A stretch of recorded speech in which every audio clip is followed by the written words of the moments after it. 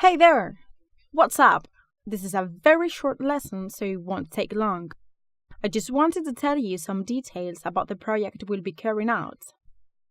As you know, we'll be drawing a mermaid basing our illustration on a fish that each of you are going to pick up freely.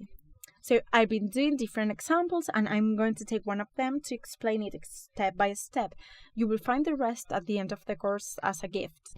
What about the format? We'll be working with 2000 by 2000 pixels, 300 pixel per inch, and a format RGB.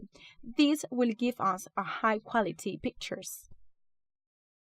So, the first thing we are going to do is creating a sketch of what we want to draw. It will be a very quick drawing, which later on will help us work with colors and this stuff. So, regarding colors, we can use the ones of the fish we took as a reference, but we can use others if we want to. It's quite easy and you won't find any difficulty. So, we'll be doing a sketch and then color it. This one you see here is mine. I've used 3 different brushes, the ones that came with Photoshop.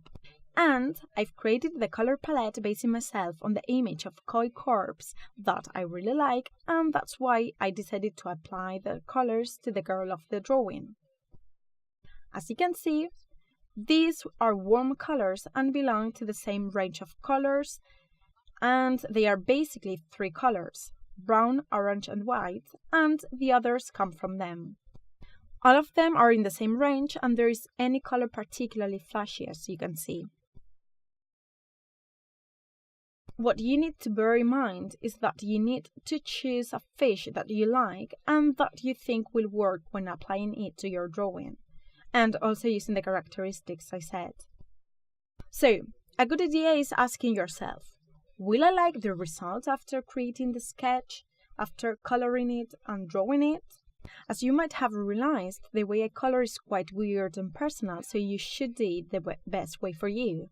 You could try with a cleaner outline, for instance. It's just a personal choice. In the next lesson, we'll be doing the sketch. See you then!